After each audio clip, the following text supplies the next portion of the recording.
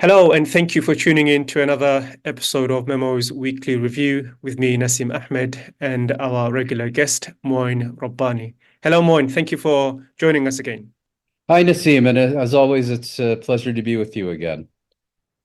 And as usual, we'll be analyzing key events from over the past week. And this week, we will be beginning with the latest development on the ICJ genocide case against Israel. Mhm. And then we'll speak about a report on the Al-Ahli Hospital bombing from October 17 to 2023, which concludes that there's almost a mathematical certainty that it was Israel who was behind that attack. Not only that, the authors argue that that was a test case to see global response to Israel destroying Gaza's health sector. So we will look at that as well. Mhm. US troops begin construction of Biden's long-awaited pier. I want to get your thoughts on that, Moin, as well. And then also the Biden administration, along with other Western countries this week, they are working very hard to prevent an imminent arrest warrant against Benjamin Netanyahu. Mhm. I don't know what the likelihood of that is, but we'll look into that as well. And staying with the Biden administration, we'll speak about the US reversing the decision to sanction a religious extremist battalion in the West Bank. We touched on that last week, but I think we'll go into a bit more detail about that. And the protests that are spreading across the US universities against Israel's genocide. And we'll end with Elon Musk, seems to be using his Twitter platform to amplify his support for Israel, and has been making some very clumsy statements regarding Israel and Palestine. So that will be right at the end. But let's begin with Moin, with the former head of the ICJ, Joan Donoghue. So she's resigned since from the ICJ as the president. She gave an interview recently to the BBC, and that interview has been jumped on by a number of pro-Israeli commentators to dismiss the claim that the ICJ has concluded that there is no plausible genocide in Gaza. Um, that wasn't what she said. So I want to get your thoughts on Yeah, exactly what she said, and should she yeah. have really come out and commented on that in the way she did? Yes. Important question. Let me just start by saying we're anticipating a further development at the International Court of Justice, and that is the case that Nicaragua brought against Germany, also under the Genocide Convention, accusing it of aiding and abetting Israel's genocidal assault on the Palestinian people and the Gaza Strip, and calling on the court to impose provisional measures in Germany, chiefly relating to its weapons exports to Israel. And many people have wondered why Nicaragua raised its case against Germany rather than the more obvious candidate, which is the United States. And the reason for this appears to be that when it signed and ratified the Genocide Convention, the United States put in a clause that it could only be a party to any dispute under that convention on the basis of its prior consent.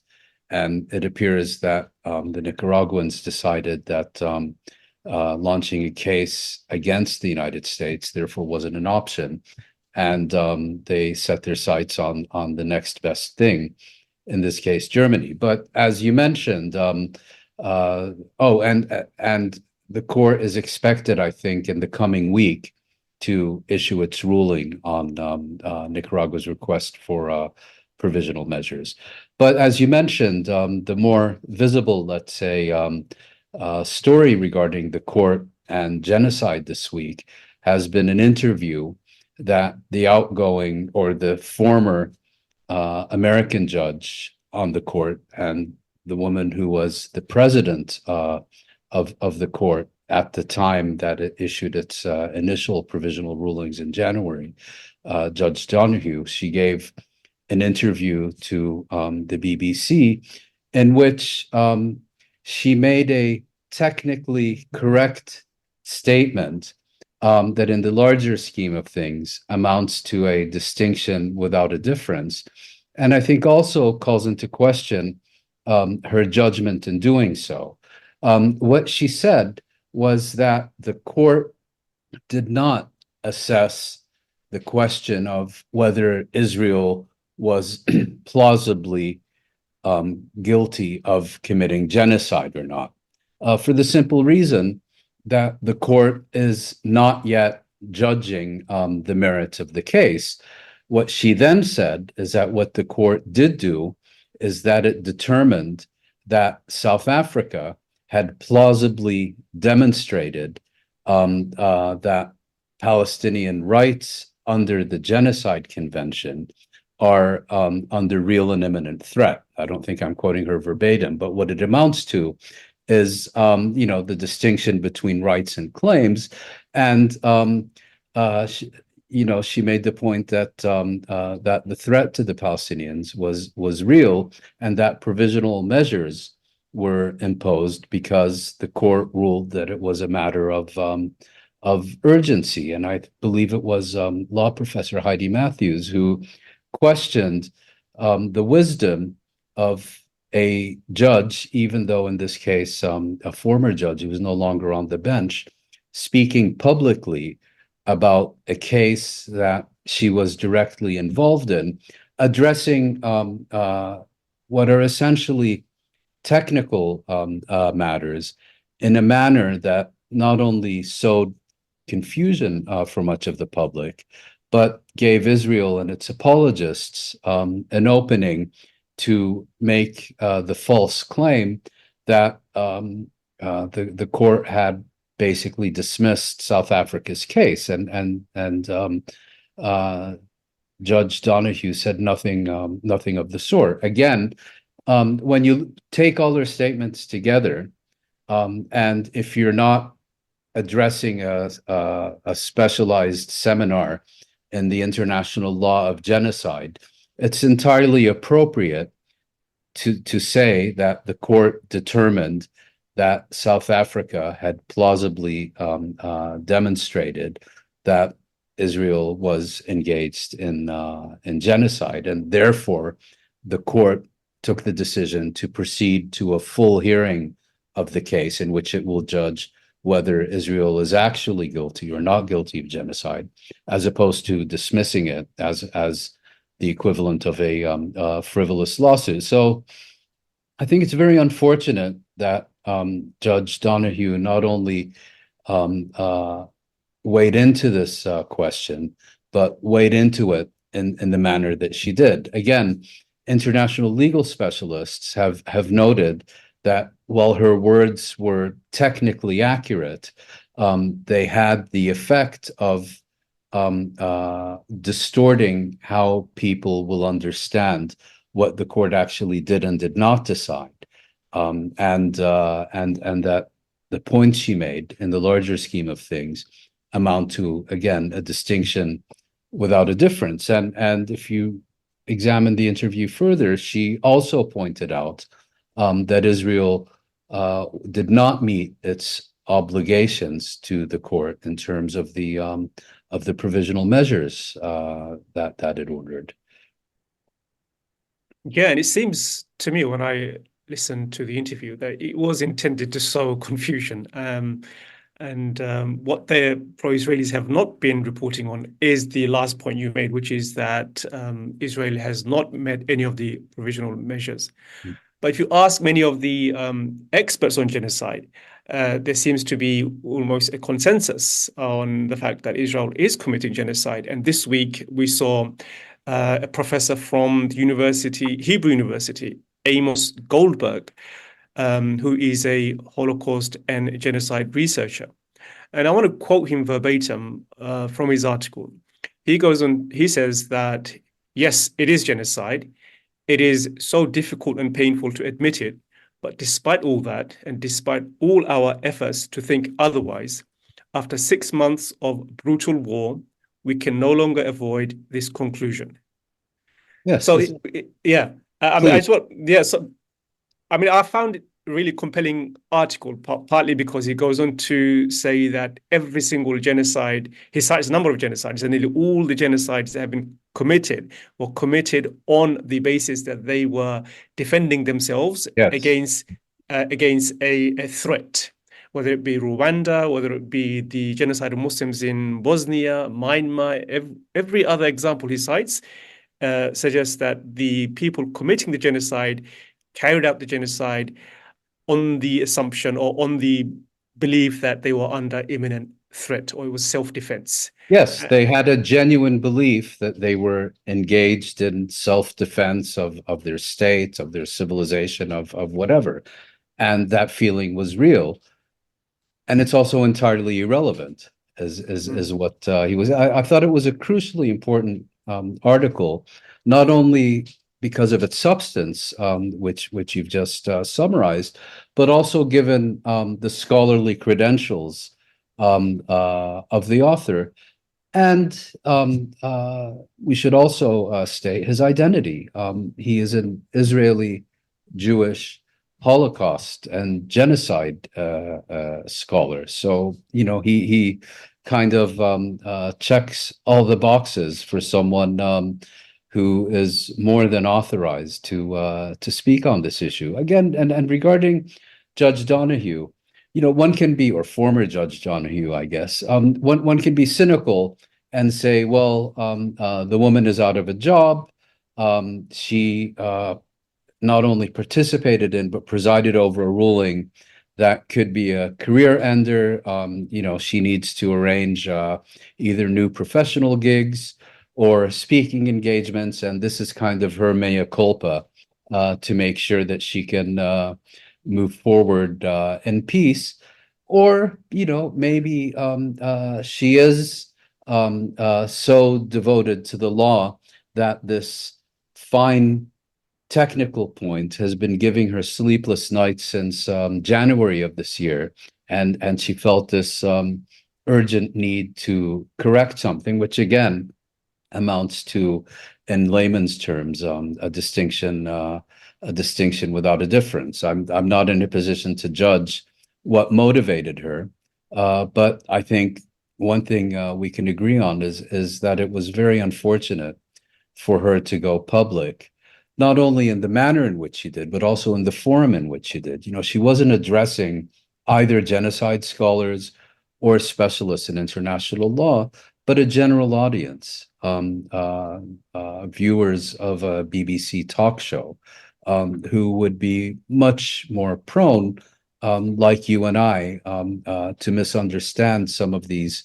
finer, minute details of international law than people who are specialized in the field. And it's particularly unfortunate because her statements come at a time in which, as you said, the consensus among genocide scholars and specialists in the international law of genocide is becoming more or less overwhelming, that Israel either is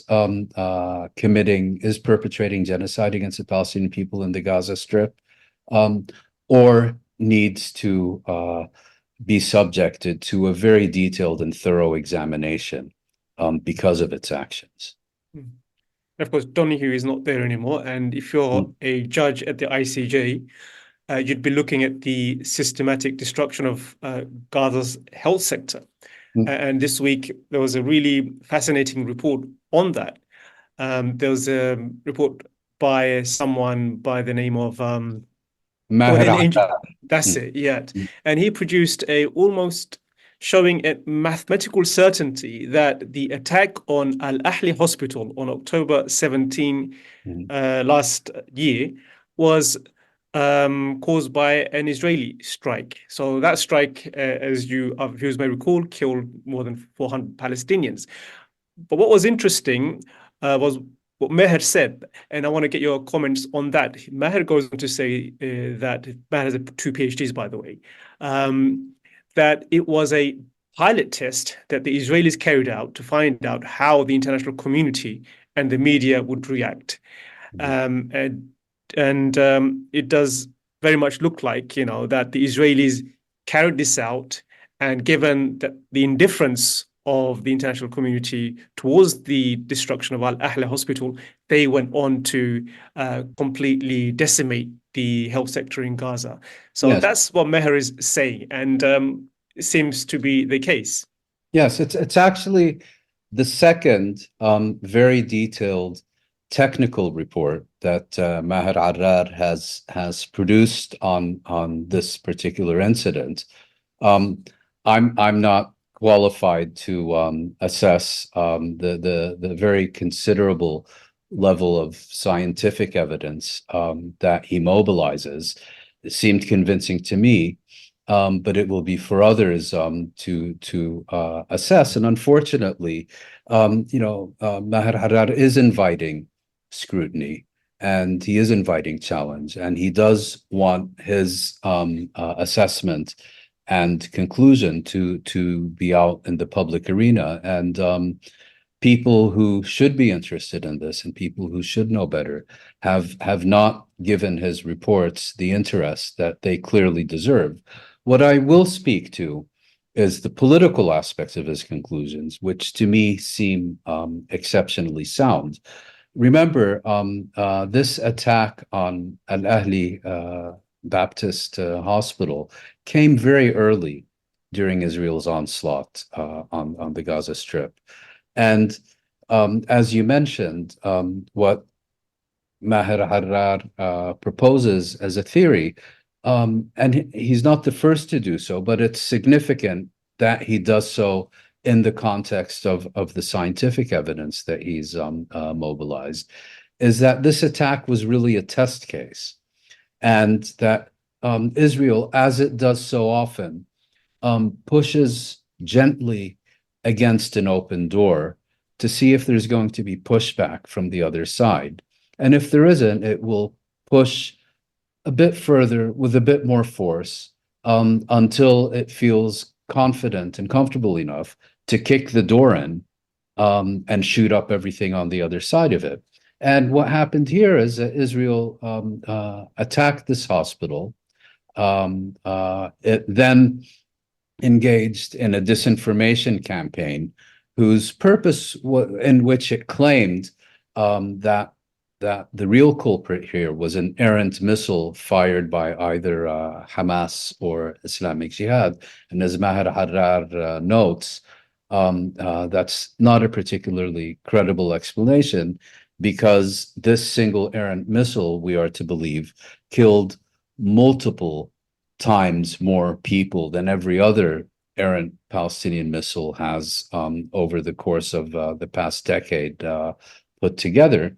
But Israel's purpose, again, was not to convince, but rather to confuse, to spur people into ultimately a kind of passive neutrality, into looking at this as a he said, she said situation. And we're not there, so we don't know. And unfortunately, the mainstream press played an important role in promoting this theory, or at least the confusion that it was meant to sow. And I think even Human Rights Watch put out a report that lacked their typical standards of rigor and evidence. Now, there is one aspect that Maher Arrar, to the best of my recollection, did not address.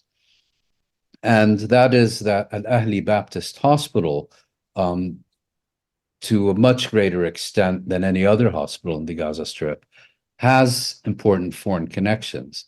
In this case, with the Church of England in the United Kingdom.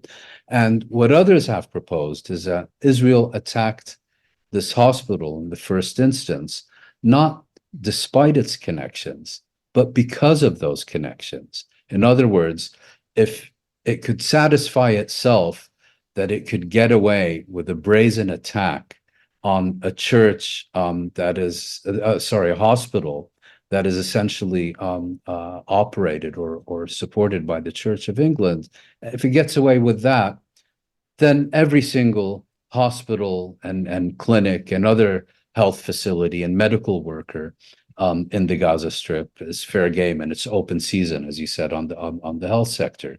Maher Arad is far from the first to reach the conclusion that Israel was responsible for this attack.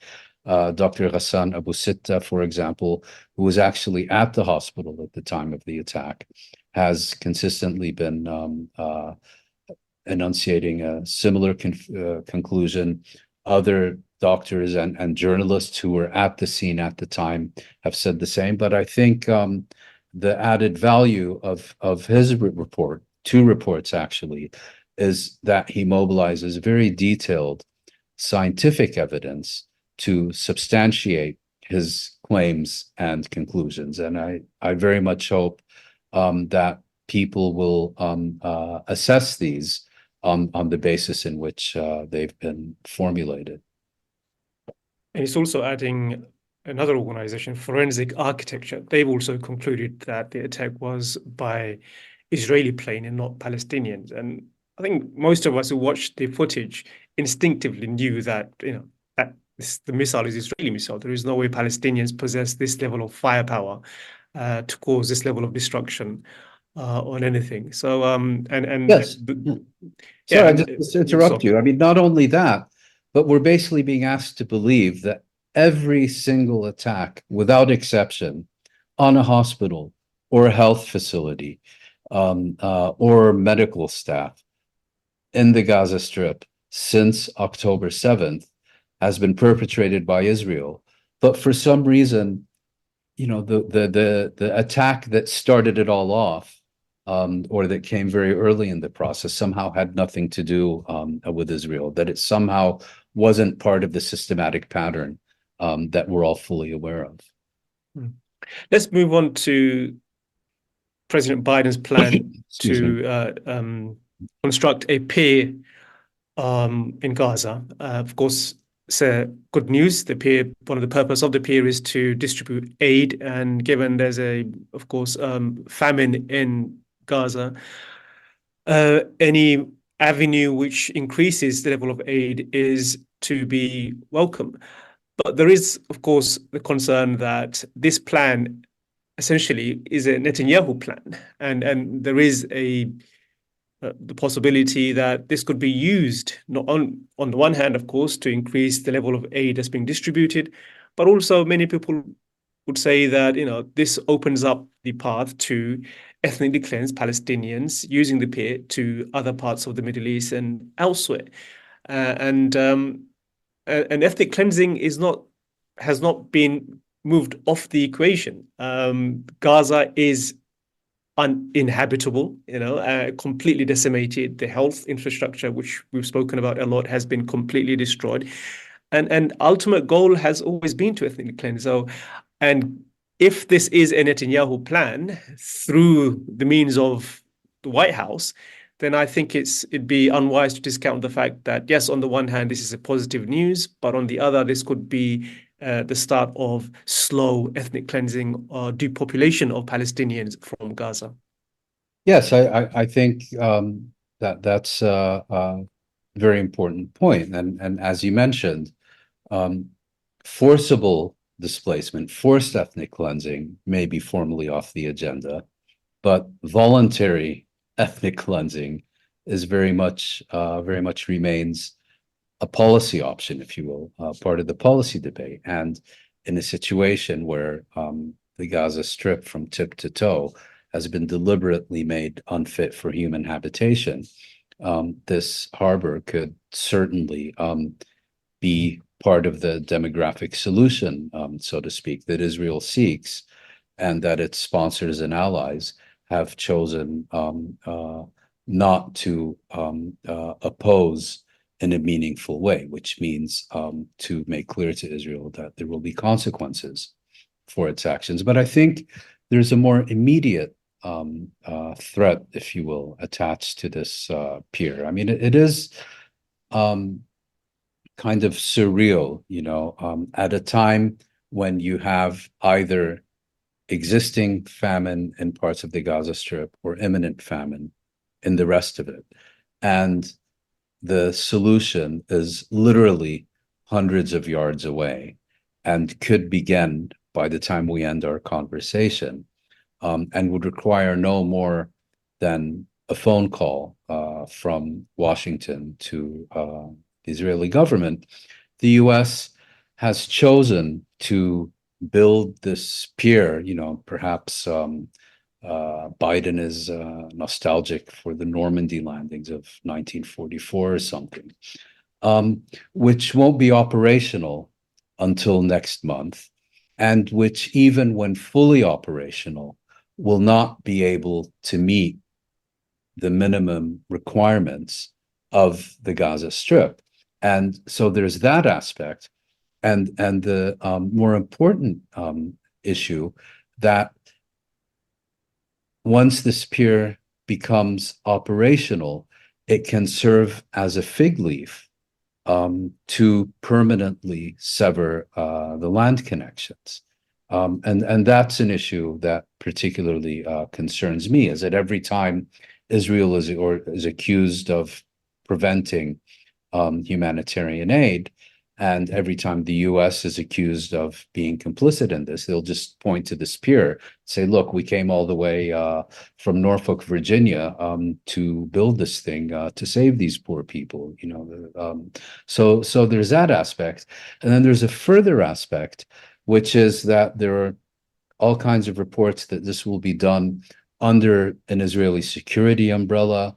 There's talk of British troops participating in the Gaza Strip, and it would directly implicate any humanitarian agency, any aid agency in the Israeli occupation, and in Western complicity in Israel's genocidal assault. And so it puts the aid agencies in a very difficult corner, very difficult position. And just on that last point, we've already had, for example, a statement by the Popular Front for the Liberation of Palestine that they will consider any presence of British troops in the Gaza Strip under these circumstances to be part of a belligerent occupation, and will treat them as such. Yeah, which raises further concern, given apparently reportedly 1,000 US troops are involved in the construction of this harbor. And if that is the case, all it takes is the unfortunate death of one US soldier or British soldier. And then Israel can say, the war is not just against the Israelis, it's against the British, it's against the Americans. We need to mount a much stronger military assault on Gaza. I mean, that's the narrative I think Israel is probably waiting for. Yes, that would make perfect sense. And apparently, Biden, Sunak, von der Leyen, and the others are perfectly happy to play along with this scenario. Their foreign policy principle is what Israel wants, Israel gets. What Israel doesn't want will not happen. That's kind of the rules of the game for them. And the idea that you're, prepared not only to let Israel literally starve these people to death, but to help it starve these people to death, while engaging in this pretty nonsensical idea of, establishing an offshore pier that still needs to be properly constructed, and by the time you start bringing in supplies, it will be much too late for many people. There will unfortunately be less mouths to feed. The damage will compound and so on. It's really absurd. And I think it's also entirely appropriate to point a finger at the Arab League. And I believe it was in late November, the Arab League and the Organization of Islamic Cooperation adopted at a joint summit, adopted a resolution that they would immediately begin delivering humanitarian aid to the Palestinians in the Gaza Strip. irrespective of the objections of Israel or anyone else. And they haven't lifted a finger. They live in collective terror of Washington and Tel Aviv. Yeah, I want to pick up on something we spoke about last week, which is the arrest warrants that the ICC, the International Criminal Court, is apparently preparing against Netanyahu and Israeli officials. And I mean, the question many would be asking is, why haven't they just done it? Why haven't they announced that they are going after Benjamin Netanyahu? And it seems, a story from over the past week is that Biden and Western countries are fighting tooth and nail to prevent the imminent arrest warrants against Netanyahu. I know you have your doubts over the ICC genuinely issuing arrest warrants against Israeli officials. Do you think, given the huge number of stories that are coming out from within Israel and also the US, that there is some hope that the ICC may actually be preparing arrest warrants now, and it's about time that it did so? Yeah, this is a very difficult question, and of course, bear in mind that my response to you is primarily based on speculation rather than any confirmed knowledge. But what we've seen so far is the Office of the Prosecutor of the International Criminal Court consistently drag its feet on its assessment of the situation in Palestine. In recent years, under the very poor and complacent leadership of the British prosecutor, Karim Khan. Now, all of a sudden, in the past week, we're seeing all these reports almost exclusively sourced to the Israeli press, indicating that Karim Khan is on the verge of indicting and or issuing arrest warrants for Israeli Prime Minister Netanyahu, Israeli Defense Minister Gallant, Chief of Staff Halevi, and a bunch of others. I'm skeptical. I'm not saying it's impossible, but I'm skeptical for another reason. Some have suggested that these reports are actually being generated from within Israeli leadership circles. They have indications that that warrants may be imminent, and that when those warrants don't include their name, they can, declare victory and claim that it was their own efforts and their own connections with Washington and Berlin and elsewhere that prevented the court from indicting them. This could also be a case where there are no indictments forthcoming, but these reports that they're imminent and then they fail to materialize can be shown by Netanyahu to demonstrate his connections and influence and so on in any upcoming Israeli elections. So again, we're speculating. My assumption has been that when the court does act, it will issue a whole series of indictments against Palestinian leaders, especially those associated with Hamas and Islamic Jihad.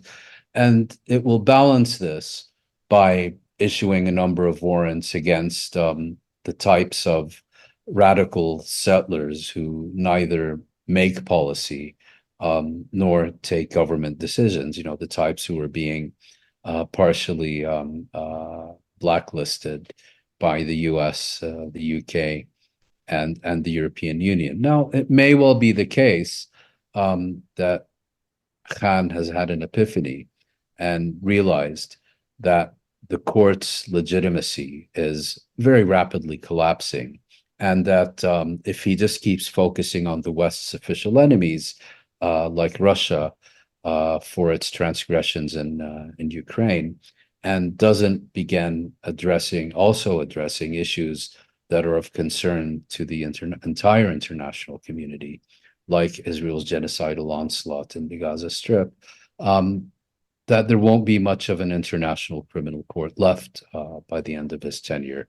I don't know. It's entirely possible, But as I've said, on this issue, I wouldn't hold my breath unless I was suicidal. Yes, and one wonders why the ICC just doesn't announce something. If there's rumors Mm. all over the media, then why not say, there hasn't been any plans to issue arrest warrants against Israeli officials, and kill the story? Why allow the speculation? And I think uh, people are entitled in this kind of situation to be cynical and say, what's at play here? And looking at the way the US has behaved and supported Israel in the manner it has done, especially with regards to protest, which we'll get to later on. The chances of the US undermining its own constitution and the interest of the US in order to protect Israel is way more likely than to see Biden allow the ICC to issue arrest warrants against Israeli officials. That to me is just a cynical position I take, but I agree with you. But the question, sorry. Yes, no, and just on that point, there's another curious aspect to the story, which are reports that supposedly the ICC prosecutor Khan is seeking U.S. permission to indict Israeli leadership figures.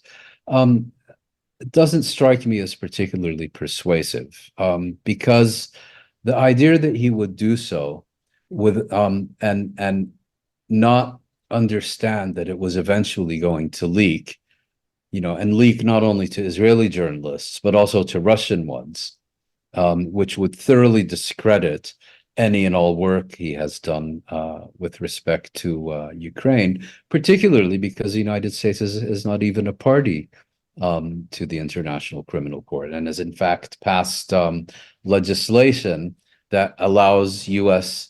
military forces to invade the Netherlands in case any American official or official of allied countries, among whom Israel is explicitly named, are arrested. So I don't know. As you've mentioned, there's just too many question marks and loose ends in the story to make it persuasive. But again, I don't have any confirmed knowledge one way or the other. I can't categorically exclude the possibility that Khan has had a bout of professionalism and that we're all about to be pleasantly surprised in the next few weeks. But again, it's not my expectation.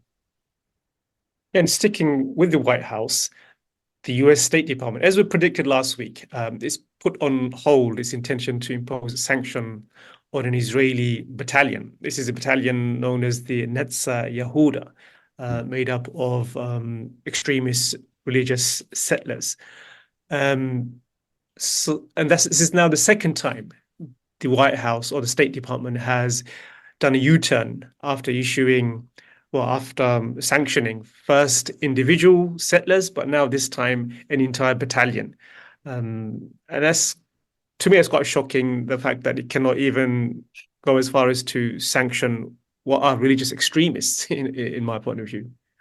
Well, I was just reflecting back on our previous discussions where we've spoken about these various measures which that the U.S. government has taken against a handful of individual settlers and now a single Israeli military battalion. And we spoke at length about the shortcomings of such measures and how they were really a diversion from the core issues at stake. And now, for the second time, it turns out that even these measures that gave the appearance of being primarily an exercise in smoke and mirrors, as you mentioned, even that's going too far for the United States, and particularly for Secretary of State Antony Blinken. We also had reports this week, that he's been that he has received numerous reports from senior officials in his department, basically explaining that Israeli assurances with respect to international law or Israeli assurances that they actually investigate their own violations and crimes are simply not credible.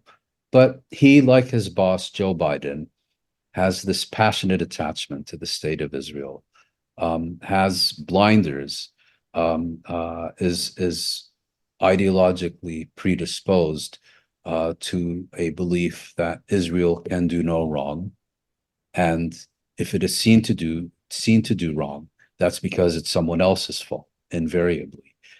He's simply constitutionally incapable of holding Israel responsible for anything. And I think he's literally allergic to the prospect of confronting Israel with consequences for any of its actions, even genocide. That's how extreme the situation is. Turning our attention to the protests, I mean, that was the main news from last week. Scenes coming out of there quite horrific. In all honesty, US seems more like an authoritarian dictator in the Middle East or China or Russia, and not what it claims to be. The pro-Israeli groups like the ADL, self-styled anti-racist organizations, they've denounced the protests as being Iranian proxies. You sent out a tweet, or you commented at length on X, putting the protesters within a historical context. So share that with us. How should we view these protests now, and give us a historical context of how important the moment this is. Yes. Well, first, let me just observe that not only do you have a situation where Biden is willingly prepared to lose this year's presidential election to Donald Trump and sacrifice it at the altar of not only Israel, but the altar of Benjamin Netanyahu.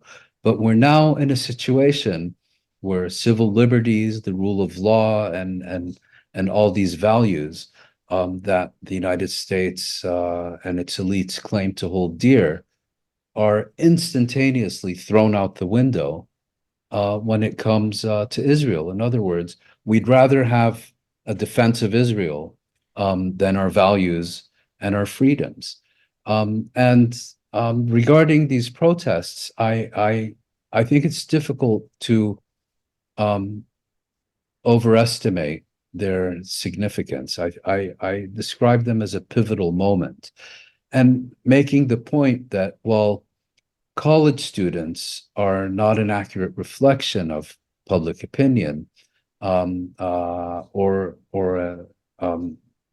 a faithful mirror of their society, they do serve as a bellwether.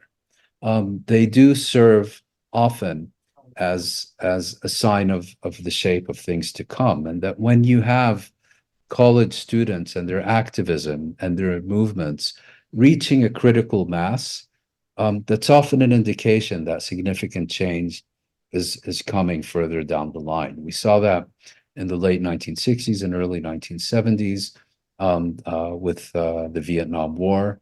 The anti-war movement was led in many cases by students and their uprisings on university campuses and so on. We saw that in the 1980s with the anti-apartheid movement, and ultimately the West's withdrawal of its support for that country's white minority regime. And just the idea that you would have dozens of encampments at US universities, from the Ivy League to state schools, from California to New York, in solidarity with the Palestinian people. This is something that would have been considered inconceivable even 2 decades ago. And it really, I think, demonstrates that Israel has lost the battle for public opinion, that Israel can no longer recover what is for Israel a very strategic asset, namely the support of Western public opinion, and its recognition of the significance of this defeat, I think, explains its hysterical reaction in the form of some of the examples that you just provided. Excuse me. Yeah. Yeah, I've been particularly surprised by the reaction, especially by the right-wing media and their narrative about the protest itself. People like Musk and others, this is Elon Musk I'm talking about, they portray these protests as the last stage in the decline of Western civilization. That's how they view this, and that's how A they comforting speak about thought, it. but I don't think they're right. Yeah. And the idea that Gen Z represents the last stage in the collapse of Western civilization, and this is a reflection of that.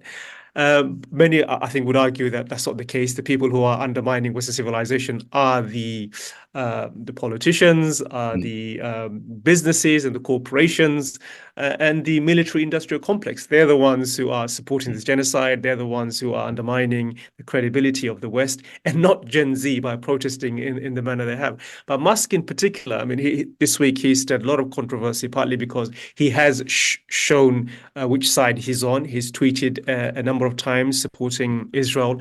In one particular tweet, he says that, you know, if you teach weak makes right, then the perceived stronger party, in this case Israel, is wrong. And then he goes on to argue that, you know, morality should be taught in absolute meaning. That is absolutes, meaning that it's possible for someone who is weak or strong to be good or bad, depending on their actions. And to a lot of people, that's a straw man argument. No one has said that Israel is wrong because it's strong and Palestinians are right because they're weak. And so for someone in his position to be using his platform to service this genocide, I found shocking. I mean, you could find a number of cases where, you know, Israel is wrong in this case because it's against the principles and the values which are absolutely agreed upon by the international community. And that's what you would argue, I would assume. Yeah, I mean, as someone observed, I unfortunately can't remember who and give that individual credit for the statement that, you know, you can take Elon Musk out of apartheid South Africa, but you can't take apartheid South Africa out of Elon Musk. You know, he's now become a recognized crusader against anti-Semitism. Of all people, Elon Musk, really? It just shows how Israel and its flunkies have thoroughly trivialized and debased and rendered meaningless a term such as anti-Semitism, which no longer has any relationship to its proper definition, but has become instrumentalized as a instrument to defame people who criticize a foreign state and its policy. It's really that simple. And you know, you look at the attacks on these students who I should add, they have managed, you know, they managed to demonstrate extraordinary discipline against extraordinary provocations and threats to their futures and so on. It's quite concerning how this may develop as Israel and its apologists becoming increasingly desperate and hysterical. But I have to say, these students and their movement, genuinely inspirational for what they're doing. They're sitting at a significant historical juncture. So what are the lines of attack? First of all, these kids don't even know what they're doing. It's peer pressure. They haven't had enough sex. They've had too much COVID. They, you know, don't even know where Palestine is. They don't even know what they're demonstrating for. Okay, that fails. So then, well, it's because they know exactly what they're doing. Namely, they're all supporting Hamas. They're all terrorists. They're all anti-Semites. They're all Nazis. You know, the typical tactics of defame, demonize, vilify, discredit, and place people standing up for right and principle, place them beyond the pale. It's obscene.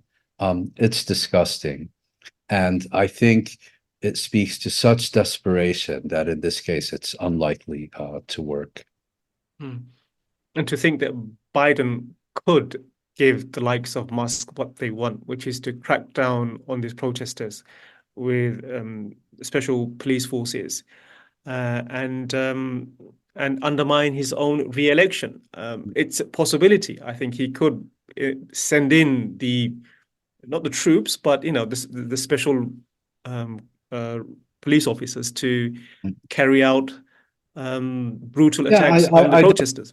I don't know how the various authorities work, especially where you have a university that's private property, and then you have city police forces and state National Guard, and so I really don't know how that works. But Biden has already performed the vital service of denouncing these students as anti-Semites. Why? Because they're opposing genocide. It seems he's determined to alienate every single principled voter within earshot. And again, people mock Biden for being old and senile and all the rest of it. My view is he knows exactly what he's doing. He's so invested in Israel and Zionism that he understands that it may cost him the election, but he considers it a price well worth paying. If he has to choose between, as many Democrats put it, the future of democracy in the United States, or the future of apartheid in Israel and Benjamin Netanyahu, 10 out of 10 times he will choose for apartheid and Benjamin Netanyahu. Yes, and on that bleak note, we have to end today's conversation. Thank you, Mouin. That was my guest, Mouin Rabbani. And thank you for tuning in. See you next week for another episode of the MEMO Review with me, Nasim Ahmed. Thank you, Nasim.